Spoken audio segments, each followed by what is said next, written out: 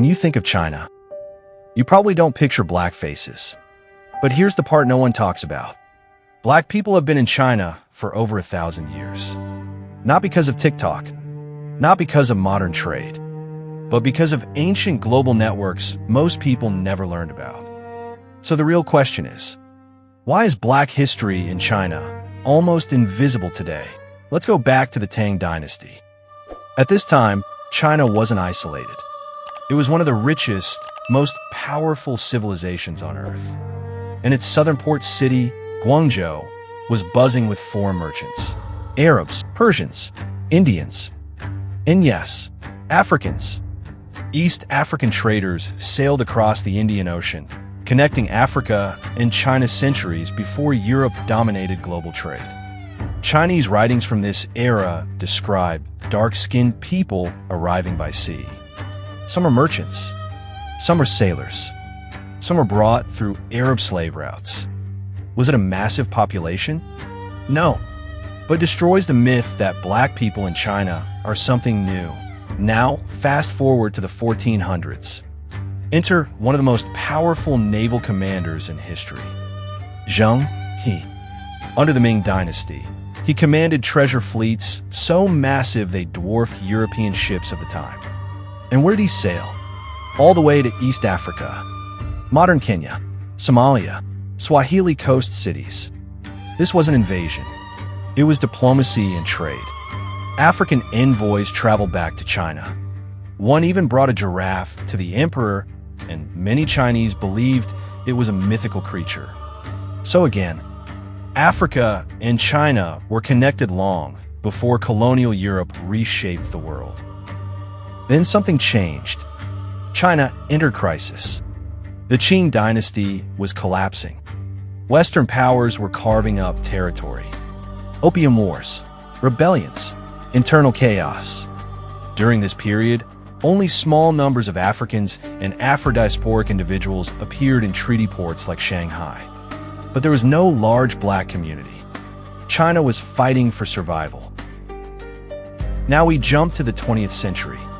After 1949, under Mao Zedong, China positioned itself as a leader of the developing world.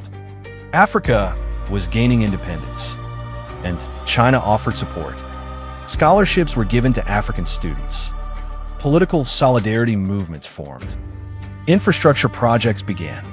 For the first time in modern history, noticeable numbers of Africans began living in China. Not as slaves, not as colonizers, but as students and partners. By the 1990s and 2000s, something bigger happened. China's economy exploded. Trade between China and African nations skyrocketed. And one city became the center of it all. Guangzhou. Thousands of African traders moved there. Import-export businesses, textiles, electronics, wholesale markets. Some even started calling parts of the city Little Africa. But here's perspective. China has over 1.4 billion people.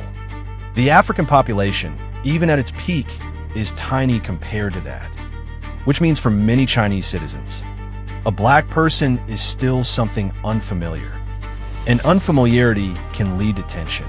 There have been protests in places like Nanjing in the 1980s over African students. There were discrimination incidents in Guangzhou during COVID. China is over 90% ethnically Han. It has not historically been a multiracial society like the United States or Brazil. So exposure is recent. And when exposure is new, misunderstanding follows. But this story is not one-dimensional. There are black influencers, athletes, musicians, entrepreneurs building lives in China today. The narrative is still being written. So here's what most people get wrong. Black history in China is not a story of mass migration. It's not a story of colonization.